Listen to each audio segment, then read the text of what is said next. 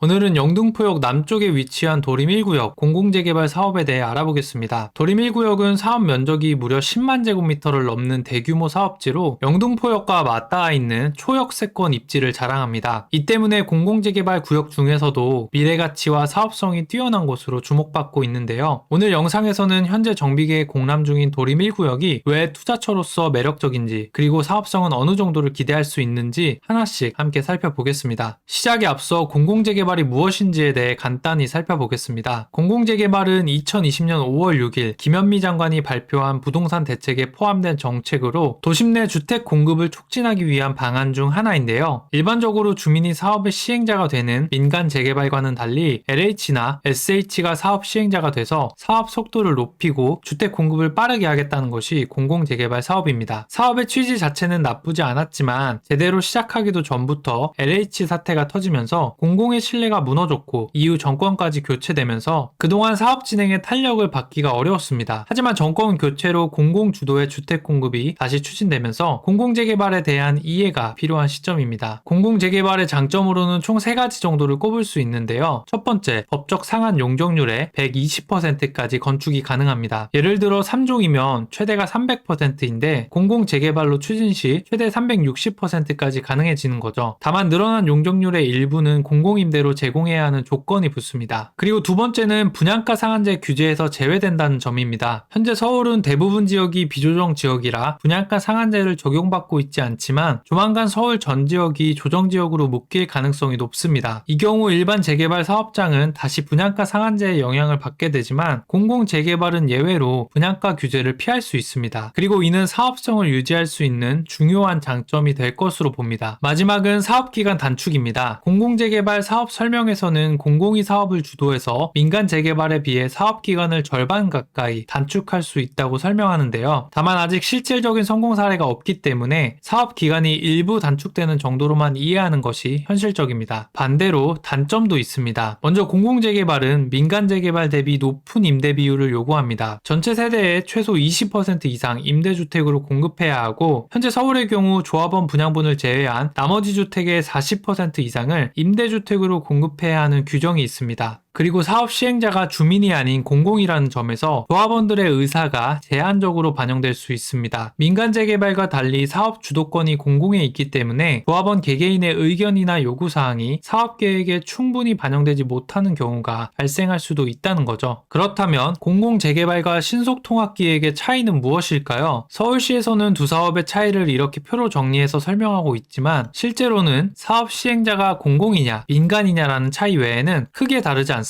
왜냐하면 신속통합기획 역시 초기 기획 단계부터 인허가 절차까지 서울시와 공공이 주도하는 부분이 많기 때문입니다. 그래서 명목상 민간 주도 사업이라고 해도 실제 진행 과정은 공공재개발과 상당히 유사하다고 볼 수 있습니다. 그리고 공공재개발의 단점으로 꼽히는 임대주택 비율도 최근 정비계획들을 보면 민간재개발과 유의미한 차이가 나고 있지는 않습니다. 이 부분은 뒤에서 실제 수치를 통해 다시 설명드릴게요. 이렇게 공공재개발과 민간재개발의 차이가 크지 않다면 불필요한 선입견은 내려놓고 사업성 위주로 투자처를 냉정하게 판단할 필요가 있겠죠. 게다가 최근 정권이 민주당으로 교체되면서 국토부는 공공재개발 중심의 주택 공급 확대를 예고하고 있습니다. 이에 그동안 여러 이유로 사업 진행이 지연된 공공재개발도 앞으로는 정부 정책에 따라 본격적으로 탄력을 받을 가능성이 높아졌습니다. 따라서 이제는 공공재개발 역시 투자 대상으로서 신중하게 검토할 시점이 되었다고 볼 수 있습니다. 그럼 지금부터 공공재개발 핵심 사업지 중 하나인 도림 1구역이 앞으로 어떻게 개발될지, 그리고 사업성과 투자 가치는 어느 정도로 기대할 수 있는지 하나씩 자세히 살펴보겠습니다. 먼저 도림 1구역의 사업 추진 경과부터 간단히 살펴보겠습니다. 2022년 8월 도림 1구역은 공공재개발 두 번째 공모를 통해 2차 후보지로 선정되었습니다. 이후 23년 8월에는 LH와 MOU를 맺으며 사업 추진의 기반을 마련했고 25년 6월 정비계획 입안 제안을 진행했습니다. 그리고 25년 7월부터 한 달 동안 정비계획을 공람 중에 있습니다. 정비계획 공람이 끝나면 도계의 심의를 거쳐 정비구역으로 지정고시 되고 LH를 사업 시행자로 선정해서 본격적으로 사업을 추진할 것으로 예상됩니다. 도림 1구역은 총 사업 면적이 10만 6,985제곱미터, 그중 아파트를 지을 수 있는 대지 면적은 약 8만 6,250제곱미터로 사업 규모가 상당히 큰 편에 속합니다. 용도 지역은 2종에서 3종 일반 주거지역으로 종상향되었고 최고 45층 높이의 아파트가 들어설 예정입니다. 용적률은 기준 210%, 허용은 민간 재개발과 동일하게 사업성 보정 개수를 적용받아 242%, 상한은 270%, 법적 상한은 300%로 설정되어 있습니다. 이처럼 공공재개발 역시 도정법에 따라 사업이 진행되기 때문에 용적률 체계나 인센티브는 민간 재개발과 동일하게 적용됩니다. 오히려 공공재개발은 법적 상한의 120%까지 추가 용적률 인센티브를 받을 수 있어서 경우에 따라서는 민간보다 더 유리한 조건을 적용받을 수도 있습니다. 자, 그렇다면 도림 1구역은 총 몇 세대 규모의 단지로 개발될까요? 정비계획에 따른 도림 1구역은 분양 1874세대, 임대 626세대를 포함한 총 2500세대의 매머드급 단지로 태어나게 됩니다. 평형 구성은 전용 40제곱미터를 시작으로 49, 59, 74, 84, 108까지 총 6개의 평형으로 나뉘어 있어 소형부터 중형, 대형까지 고루 분포된 걸 볼 수 있습니다. 특히 분양주택 중에서는 30평형 이상 중대형 타입이 절반 이상을 차지하면서 실수요자의 선호도가 높은 평형 위주로 설계되었습니다. 한편 총 1874세대로 계획된 분양주택에는 조합원 분양과 일반 분양이 함께 포함되어 있는데요. 이제 그 세부 구성을 조금 더 자세히 살펴보도록 하겠습니다. 지금 보시는 건 분양주택 1874세대를 조합원 분양과 일반 분양으로 구분한 자료입니다. 이 배분 계획은 정비계획 공람문 자료에 의해 작성했고 향후 변경될 가능성도 있다는 점 참고 부탁드립니다. 먼저 조합원 물량은 1874세대 중 936세대가 배정되었습니다. 그리고 일반 분양은 그 나머지에 해당하는 938세대가 배정되었죠. 이 경우 도림 1구역은 조합원 대비 일반 분양 비율이 100% 넘게 확보되는데요. 보통 재개발 사업에서는 일반 분양 비율이 50%만 넘어도 사업성이 괜찮다는 평가를 받습니다. 그런데 도림 1구역은 일반 분양 비율이 100%에 육박하기 때문에 사업성 측면에서 상당히 우수할 것으로 기대됩니다. 게다가 도림 1구역은 서울 3대 도심 중 하나인 영등포 역세권에 위치해 있고 입주 시점에는 영등포역 일대 개발 사업들이 마무리되면서 지역의 주거 선호도는 지금보다 더욱 높아질 것으로 예상됩니다. 자, 그럼 조합원에게 배정된 936세대를 조금 더 구체적으로 살펴보겠습니다. 먼저 전용 59제곱미터에는 206세대, 그리고 30평형대인 전용 74와 84제곱미터에는 530세대, 40평형에 해당하는 전용 108제곱미터에는 200세대가 배정되었습니다. 따라서 도림 1구역 조합원이라면 종전자산 규모가 아무리 작더라도 최소 25평 이상은 배정받을 수 있는 구조입니다. 또한 조합원 물량의 대부분이 30평형 이상으로 배정되어 있기 때문에 현재 계획상으로는 조합원의 약 78%가 30평형 이상을 배정받을 수 있는 구조입니다. 여기서 형편이 어려운 일부 조합원이 25평을 선택하는 경우까지 감안하면 사실상 대부분의 조합원이 30평형 이상을 배정받을 수 있다고 볼 수 있습니다. 만약 조합원 전원이 30평 이상을 원하더라도 일반 분양에 할당된 30평형 물량을 조합원에게 우선 배정하는 방식으로 조정이 가능합니다. 따라서 도림 1구역 조합원이라면 전원 30평 이상 배정이 가능할 것으로 예상됩니다. 그래서 이런 곳에 투자할 때는 대지 크기나 연식에 상관없이 매매가가 저렴하고 초기 투자금이 가장 적게 필요한 물건을 찾는 게 좋습니다. 왜냐하면 물건이 작아도 향후 30평 이상을 안전하게 보장받을 수 있기 때문이죠. 자, 그렇다면 도림 1구역의 사업성은 어떨까요? 현재 도림 1구역 정비계획 공람문에는 비례율에 대한 정보가 공개되어 있지 않습니다. 이 경우 정비구역 지정이 고시되어야 비례율 등 구체적인 사업성 자료를 확인할 수 있을 텐데요. 아직까지는 정확한 사업성과 비례율을 파악하기 어려운 상황입니다. 그렇다면 현 시점에서 우리가 할 수 있는 것은 무엇일까요? 바로 인접구역과의 간접 비교를 통해 사업성을 추정하는 것입니다. 도림 1구역과 입지나 사업 규모가 유사한 곳으로는 신길 제2구역이 대표적입니다. 따라서 오늘은 신길 제2구역과 도림 1구역을 간접 비교해보면서 도림 1구역의 예상 비례율과 사업성을 추정해보고 이를 바탕으로 예상 분담금, 총 투자금, 그리고 안전마진까지 하나씩 계산해보도록 하겠습니다. 실제로 도림 1구역과 신길 제2구역은 사업 규모, 용도지역, 용적률 등 주요 조건이 거의 동일합니다. 총 세대수도 도림 1구역이 2500세대, 신길 제2구역이 2550세대로 큰 차이가 없고 조합원 수, 일반 분양 물량도 유사한 수준입니다. 그리고 공공재개발임에도 임대주택은 신길 제2구역보다 더 낮습니다. 이처럼 사업 조건과 입지가 모두 비슷하다면 두 구역의 사업성 역시 최소한 비슷한 수준을 유지할 가능성이 높다고 보는 것이 합리적입니다. 신길 제2구역 정비계획에 따르면 공사비는 평당 802만원, 일반 분양가는 3,582만원을 기준으로 비례율이 108%가 산출되었습니다. 조합원 분양가는 공식적으로 공개되지 않았지만 보수적으로 일반 분양가의 90%인 3,223만원으로 추정했습니다. 그렇다면 도림 1구역의 사업성은 어느 정도로 예상할 수 있을까요? 도림 1구역과 신길 제2구역은 사업 면적, 조합원 수, 일반 분양 규모까지 거의 동일하기 때문에 공사비와 분양가를 같은 기준으로 적용하면 비례율 역시 유사한 수준이 될 가능성이 높습니다. 다만 보다 보수적인 접근을 위해 도림 1구역의 비례율은 신길제 2구역보다 낮은 100% 수준으로 가정해 분석해 보겠습니다. 그럼 이제 실제 매물 분석을 통해서 도림 1구역의 추정 분담금, 총 투자금, 안전마진까지 알아보도록 할게요. 이번 분석에 활용된 매물은 매매가 6억 원짜리 빌라입니다. 현재 전세 2억 2천만 원이 들어가 있어서 갭 투자 시 필요한 투자금은 3억 8천만 원 정도인데요. 다만 도림 1구역은 토지거래 허가구역이기 때문에 임대사업자 등록을 통해서만 갭 투자가 가능한 상황입니다. 그렇다면 이 매물의 감정평가 금액은 어느 정도로 예상할 수 있을까요? 우선 25년도 공동주택 공시가격을 기준으로 삼아야 하는데요. 확인해본 결과 해당 매물의 25년도 공시가격은 1억 8,400만 원입니다. 여기에 보수적으로 추정한 보정률 1.7을 적용하면 예상 감정평가 금액은 약 3억 1,280만 원입니다. 정리하면 예상 감정평가 금액은 3억 1,280만 원인데 매매가는 6억 원이기 때문에 현재 이 매물은 약 2억 8천만 원 정도의 프리미엄이 붙어있는 상태라고 볼 수 있습니다. 다만 실제 보정률이 1.7보다 높게 책정된다면 이 프리미엄 금액은 더 내려갈 수도 있다는 점 참고해주세요. 그럼 이어서 각 평형별 예상 분담금, 총 투자금, 그리고 안전마진은 어느 정도인지 하나씩 살펴보겠습니다. 먼저 추정분담금 계산 방식부터 알아보겠습니다. 추정분담금은 조합원 분양가에서 분양 기준가액을 차감해서 산출하는데요. 이때 분양기준가액은 감정평가 금액에 비례율을 곱해서 계산합니다. 그런데 도림 1구역 비례율은 100%로 가정했기 때문에 감정평가 금액 3억 1,200만 원이 그대로 분양기준가액이 됩니다. 그리고 신길제 2구역과 동일한 분양가를 적용한다고 가정하면 전용 84제곱미터의 조합원 분양가는 약 10억 9,600만 원으로 예상됩니다. 이렇게 조합원 분양가와 분양기준가액을 확인했으면 이제 추정 분담금을 계산해 볼 수 있겠죠. 예를 들어 이 매물을 매수해서 전용 84제곱미터를 받으려면 약 7억 8,300만 원의 추가 분담금이 필요합니다. 추정 분담금 계산이 끝났다면 이제 총 투자금도 함께 계산해 볼 수 있습니다. 총 투자금은 물건 매매가에 추정 분담금을 더한 금액으로 계산되는데요. 따라서 도림 1구역 매물을 6억 원에 매수하고 향후 전용 84제곱미터 아파트를 받기 위해 부담해야 할 총 투자금은 13억 8천만 원으로 예상됩니다. 그럼 이제 이 총 투자금을 기준으로 향후 입주 시점의 예상 가치와 비교해서 안전마진이 얼마나 확보되는지 분석해 보겠습니다. 안전마진을 구하기 위해서는 도림 1구역이 아파트로 준공된 이후에 예상 시세를 먼저 예측해야 되는데요. 보통 주변의 신축 아파트를 비교단지로 선정한 뒤에 연식과 세대수 등을 보정해서 계산해 줍니다. 이번 분석에서는 신길동 레미안 에스티움을 비교단지로 선정했습니다. 해당 아파트는 신길 뉴타운 내 위치한 아파트로 2017년 준공 1722세대 규모의 대단지이며 현재 전용 84 기준 17억에서 17억 5천만 원 수준에 거래되고 있습니다. 이제 이 비교단지를 바탕으로 도림 1구역이 재개발을 통해 신축 아파트로 완공될 경우 예상 시세는 어느 정도가 될지 살펴보겠습니다. 비교단지는 도림 1구역보다 세대수는 작지만 현재 주거 선호도가 높은 것을 감안해서 연식 보정과 인플레이션만 반영한 예상 시세를 계산해 보겠습니다. 연식 보정이란 비교단지 아파트를 25년에 신축한 아파트로 가정해 매매 가격을 보정해주는 작업인데 지금처럼 연식이 9년 차이 나는 경우 왼쪽 표에 따라 10%를 상향 보정합니다. 따라서 비교단지의 연식 보정 가격은 84타입 실거래가 17억 원에 10%를 상향 조정한 18억 7천만 원입니다. 여기에 준공 시점까지 인플레이션을 적용해 2차 보정을 해줄 예정인데요. 준공까지 소요되는 시간을 10년, 연평균 인플레이션을 보수적으로 3% 적용하면 인플레이션 보정률은 34%가 되고 따라서 최종 보정 가격은 25억 원으로 계산됩니다. 이제 도림 1구역에 투자했을 때 어느 정도의 안전마진을 확보할 수 있는지 구체적으로 살펴보겠습니다. 안전마진은 크게 두 가지로 구분할 수 있습니다. 첫째, 현재 시점을 기준으로 인플레이션을 적용하지 않은 안전마진. 둘째, 인플레이션을 감안한 준공 시점 기준 안전마진입니다. 먼저 현재 시점 기준 안전마진부터 살펴보겠습니다. 안전마진이란 도림 1구역 예상 시세에서 총 투자금을 차감한 금액을 말합니다. 인플레이션을 반영하지 않은 경우 84타입 예상 시세가 18억 7천만 원, 총 투자금은 13억 8천만 원으로 안전마진은 4억 9천만 원 수준입니다. 자, 그럼 이제 인플레이션이 반영된 안전마진을 계산해 볼까요? 매년 3%씩 인플레이션이 적용된다고 가정하면 84 타입 시세는 약 25억 원 수준입니다. 이 경우 오늘 분석한 총 투자금 대비 약 11억 2천만 원의 안전마진이 확보될 것으로 예상됩니다. 그런데 여기서 한 가지 더 고려할 게 있습니다. 이번 분석에서는 신길제 2구역의 사업성 자료를 기준으로 공사비, 일반 분양가, 조합원 분양가를 동일하게 적용했는데 적용한 일반 분양가와 그에 따른 비례율 100%는 상당히 보수적으로 산정된 수치입니다. 도림 1구역은 일반 분양 중 중대형 평형 비중이 높아 일반 분양 수입 규모가 상당히 큽니다. 또한 향후 규제 지역으로 지정되더라도 공공재개발 특성상 분양가 상한제 적용을 피할 수 있기 때문에 주변 시세에 맞춰 적정한 분양가 책정이 가능합니다. 이런 점을 고려하면 일반 분양가는 현재 기준으로도 평당 5천만 원 수준까지 가능할 것으로 예상되고 설령 공사비가 일부 상승하더라도 늘어난 일반 분양 수입으로 충분히 상쇄할 수 있습니다. 따라서 도림 1구역의 비례율은 앞으로도 높아질 가능성이 크고 이에 따라 오늘 분석한 총 투자금 규모는 작아지고 안전마진은 더 커질 가능성이 높다고 정리할 수 있습니다. 여기서 끝이 아닙니다. 영등포는 여의도와 함께 서울의 3대 도심 중 하나입니다. 서울시는 2040 도시기본계획에서 3대 도심의 중심지 기능 강화를 예고하고 있고 이에 따라 영등포역 일대 기피지역으로 인식되던 쪽방촌과 집장촌의 고밀개발도 더욱 탄력을 받아 빠르게 진행될 것으로 예상됩니다. 또한 대선제분 일대를 여러 구역으로 나눠 개발해서 부족한 업무, 상업, 문화 기능을 보강할 예정에 있습니다. 그리고 영등포역 배우주거지 개발도 착실히 진행되고 있어서 개발이 마무리되는 10년 후쯤이면 약 1만 세대 규모의 신축 아파트가 신규로 공급될 예정입니다. 지금은 영등포역 일대가 노후주거지와 기피시설로 인해 주거 선호도가 낮은 상태지만 이 상황이 10년 후에도 그대로일까요? 저는 그렇지 않다고 봅니다. 역세권을 중심으로 고밀개발이 이루어지고 1만 세대의 신축 아파트와 함께 업무, 문화, 상업시설이 들어서면 영등포역의 위상은 지금과는 전혀 다른 모습이 될 것입니다. 멀리서 찾을 필요도 없습니다. 청량리역 개발 전후를 비교해보시면 사람들의 인식과 부동산 가격이 얼마나 달라졌는지 여러분들도 쉽게 알 수 있습니다. 영등포역은 청량리보다 입지적으로 한 단계 위에 있는 지역이기 때문에 더 큰 변화와 가치를 만들어낼 가능성이 높다고 생각합니다. 한편 영등포의 수건사업 중 하나인 철도 지하화 선도산업에 영등포역이 포함된 경부선 선정이 유력하다고 합니다. 그간 영등포의 남과 북을 단절시키고 소음과 진동 유발, 토지 이용의 효율성까지 저하시켰던 지상철 구간이 지하화된다면 구도심의 낡은 이미지에서 벗어나 3대 도심에 걸맞는 도시로 거듭날 것입니다. 이처럼 도림 1구역은 구역 자체 사업성뿐만 아니라 주변의 개발 계획까지 더해져 미래 가치가 상당히 우수한 곳입니다. 따라서 공공재개발이란 편견을 내려놓고 프리미엄이 덜 붙은 지금 시점에 투자한다면 미래엔 분명히 좋은 결과가 있을 것으로 생각됩니다. 여러분들과 보다 더 적극적인 소통이 필요하다는 판단하에 오픈톡방을 개설했습니다. 정비사업과 관련된 질의응답, 정부 정책 해석, 투자 네트워킹 등 무료로 편하게 소통할 수 있는 공간이니까 여러분들의 많은 참여 부탁드립니다. 오늘 제가 준비한 영상은 여기까지입니다. 도움이 되셨다면 구독과 좋아요 부탁드립니다. 감사합니다.